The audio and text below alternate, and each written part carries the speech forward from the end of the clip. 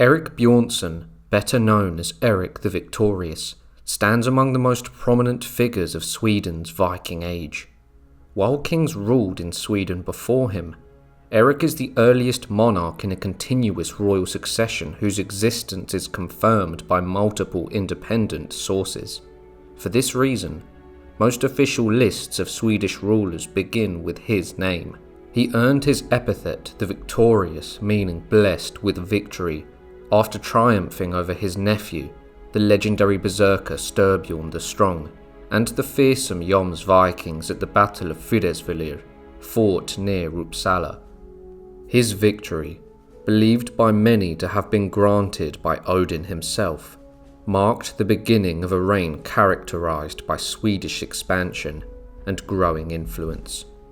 According to the medieval chroniclers Adam of Bremen and Saxo Grammaticus, Erik also claimed the throne of Denmark after defeating and exiling King Sweyn Forkbeard, thereby ruling over both Sweden and Denmark. Erik the Victorious is mentioned in numerous historical and literary sources: the Heimskringla, a chronicle of the kings of Norway; Adam of Bremen's History of the Archbishops of Hamburg; the tale of Styrbjörn the Swedish champion, preserved in the Flatterjabok; and Saxo Grammaticus's Gesta Danorum, also known as the Deeds of the Danes. Though some of the accounts surrounding him are legendary in nature, the convergence of references across such diverse texts affirms that the man behind the myth was, without question, a real historical figure. This is his story. I would like you to check out today's sponsor, Strawberry.me.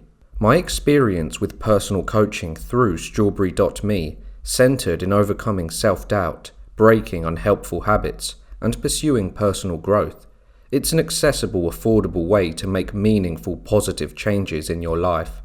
Booking a virtual session was incredibly easy, and my coach created a welcoming, personalized space where I felt truly heard. Rather than giving direct advice, the coach guided me to draw my own values and experiences, helping me clarify my challenges, discover new opportunities, and create a plan that felt right for me. They also helped me stay accountable and on track with my goals. Coaching with Strawberry.me has made me feel more capable, focused, and empowered to reach my potential. If you're feeling stuck in old habits or struggling with self-doubt, Strawberry.me can help you break through and unlock the best version of yourself. Working one-to-one with a certified coach will help you thrive. So visit today's sponsor, Strawberry.me/history profiles, to start coaching and get $50 worth of credit. Take a short quiz to get matched with a certified coach.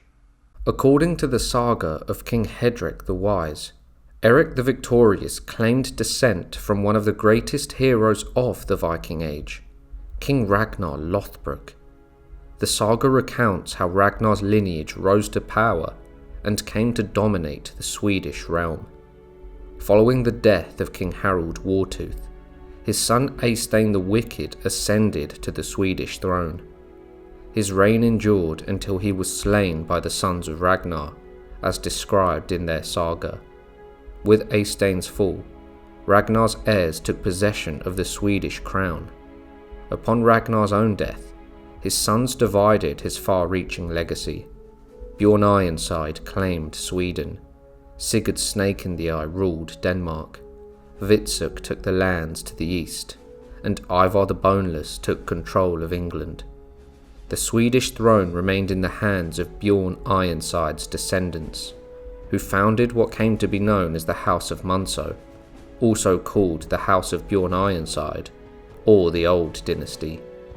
In Norse tradition, Ragnar himself was said to be descended from Odin, casting him not merely as a king, but as a semi-divine hero imbued with the Allfather's wisdom, strength, and fearlessness in battle.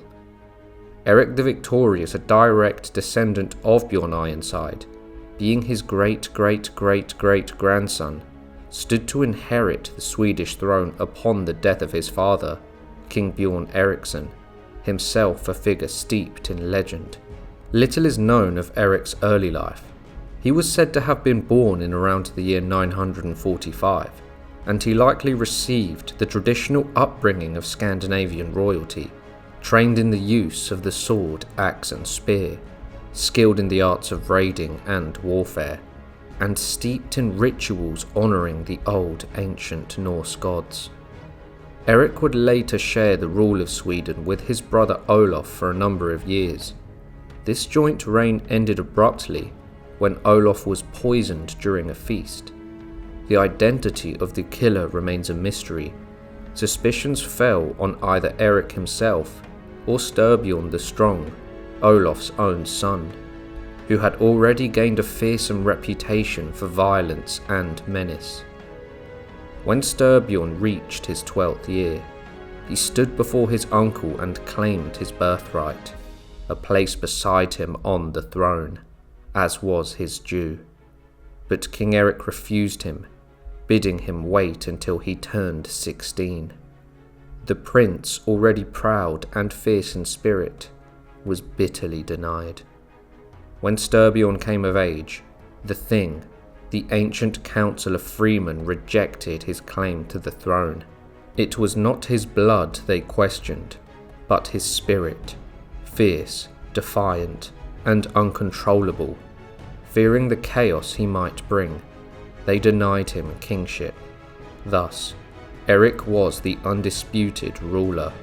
King Erik resolved to send him away, yet he did so with honour, granting him 60 well-armed longships. In exile, Styrbjörn became a terror to the Baltic Sea. At just 20, he set his sights on the legendary Jomsvikings, a brotherhood of elite mercenaries bound by an unbreakable code. The sagas tell that he challenged them, stormed their mighty stronghold of Jomsborg, and overthrew its founder Palnatoke, taking command of the Jomsvikings.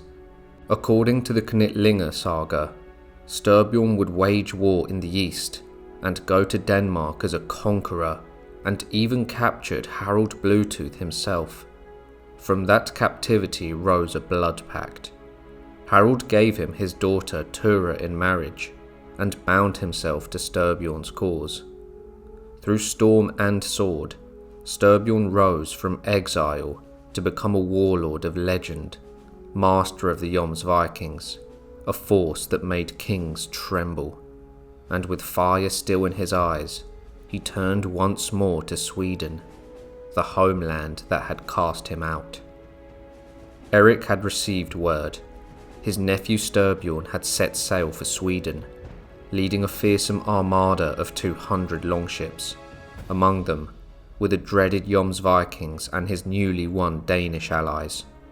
When the news reached King Erik that this mighty host entered the waters of Lake Mälaren, he wasted no time. From Uppsala, he summoned his forces, preparing to defend his crown, Styrbjörn swearing a solemn oath to never leave Sweden's shores, vowed to claim its throne or perish in the attempt. He would set fire to his longships. There would be no turning back. Before him lay only victory or death. The two armies met on the plains of Fýrisvellir. King Erik devised a cunning stratagem.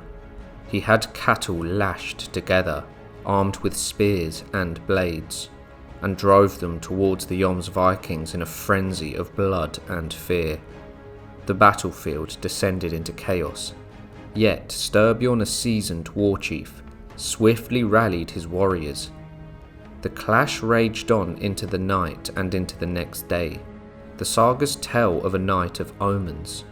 On the eve of the second day, Styrbjörn offered a sacrifice to Thor, seeking the thunder god's favour, but instead, a red-bearded stranger entered his camp, reciting a skaldic verse that chastised the prince for his arrogance and foretold his downfall. Elsewhere, King Erik made his own plea, this one to Odin, in the shadow of the god's temple. He pledged 10 years of his life in exchange for victory. That very night, a tall figure cloaked and hooded, appeared to Erik. He handed the king a simple reed and whispered, "Cast this over your foes and cry, 'May Odin have you all.'"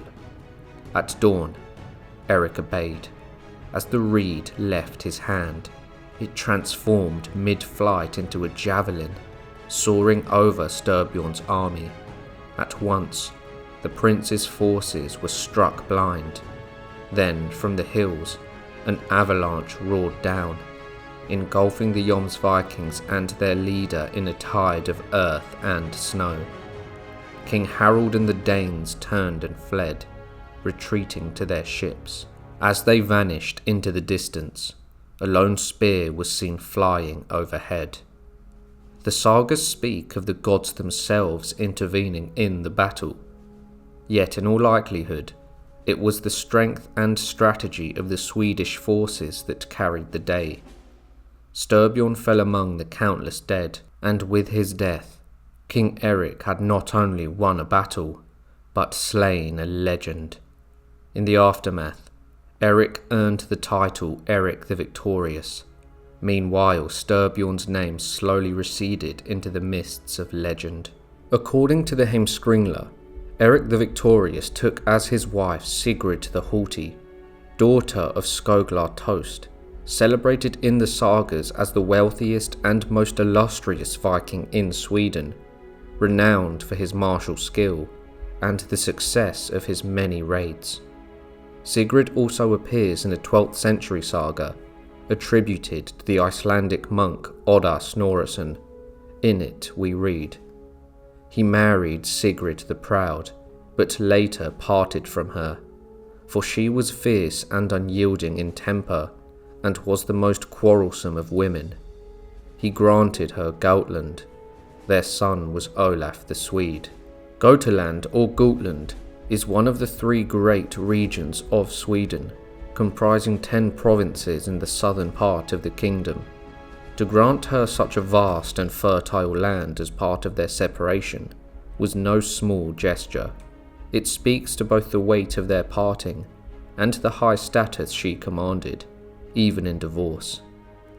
The German ecclesiastical chronicler Adam of Bremen, writing in around the year 1075, provides the earliest known account of King Erik, one that differs notably from the later Norse sagas.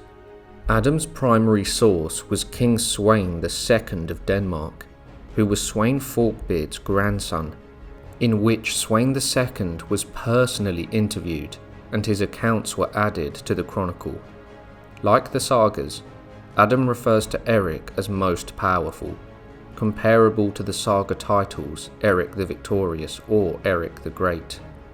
Adam places Erik's reign after that of a certain Emund Eriksson, though he does not explain their familial relationship. Interestingly, Adam does not mention the famed Battle of Fýrisvellir. Instead, he recounts that Erik gathered a vast army and launched an invasion of Denmark to confront King Sweyn Forkbeard. The reason for this campaign is unclear, but Adam notes that it involved an alliance between Erik and the powerful Polish ruler Boleslaw I, who gave Erik his sister or daughter in marriage. The Polish princess is often identified as Gunhild of Wenden, who appears in Nordic sagas as the daughter of King Burislav, another name for Boleslaw. Some scholars even suggest she may be the same woman known in the sagas as Sigrid the Haughty. Erik's invasion of Denmark was, according to Adam, a success. Erik took control of Denmark while Sweyn was forced into exile, first fleeing to Norway, then England, and finally to Scotland, where the king received him with generosity and honour. Adam further recounts that Erik's rule over Denmark coincided with an increase in Viking raids along the northern coast of Germany. A fleet of Swedish and Danish ships sailed up the Elbe River and landed at Stade in Saxony. There, a Saxon army confronted them, but suffered a crushing defeat. Prominent nobles were captured and taken to the Viking ships, while the invaders ravaged the land without resistance. Among the prisoners was Margrave Sigurfred, who later escaped by night with the help of fishermen. Enraged, the Vikings mutilated the remaining captives, cutting off hands, feet, and noses, and cast them ashore. Adam characterizes King Erik as a pagan and initially hostile to Christianity. Nonetheless, missionaries were active during his reign, both foreign and native-born converts. Among them was Odiknar the Elder, who preached in regions including Zealand, Scania, and Sweden. Eventually, Erik accepted baptism, likely during his stay in Denmark, which would make him the first Swedish king to do so. This pivotal act opened the way for Christian missionaries to cross from Denmark into Sweden. However, over time, Erik is said to have abandoned the Christian faith and returned to the Old Norse religion. After his death, Sweyn Forkbeard returned from exile and reclaimed the Danish throne. He is also said to have married Erik's widow, though her identity remains uncertain, and became a stepfather to Erik's son Olaf, forging a powerful alliance between the royal houses of Denmark and Sweden. Erik's cause of death remains unrecorded. It is believed he died in around the year 995, at approximately 50 years of age. If the accounts of his conquest of Denmark, his triumph at the Battle of Fýrisvellir, and his successful Viking campaigns in Saxony are to be believed, then Erik stands among the greatest, if not the greatest, king of Sweden during the Viking Age. Yet, his legacy is not measured by conquest alone. By embracing Christianity, Erik opened the gates for the faith to take root in his realm. His son Olaf was raised a Christian and is celebrated in many chronicles for his piety. Olaf became the first Swedish king to remain faithful to Christianity throughout his life, marking a turning point in the spirituality of the nation. Thus began the end of the old gods in Sweden, and yet the sagas tell a story laced with irony. It was to Odin himself that Erik once turned, pleading for victory at Fýrisvellir. That a king who owed his crown, perhaps even his life, to the Allfather would usher in the age of Christ is a reminder of how swiftly the winds of fate shift, even for the mighty. I would like to give a huge thank you to all of my members. Your contribution is valuable to the continuation of the channel, and I appreciate you all immensely. A special thank you to John Seitz. I hope you all enjoyed the video. If you did, be sure to like, subscribe and share, and I'll see you all next week for another History Profile.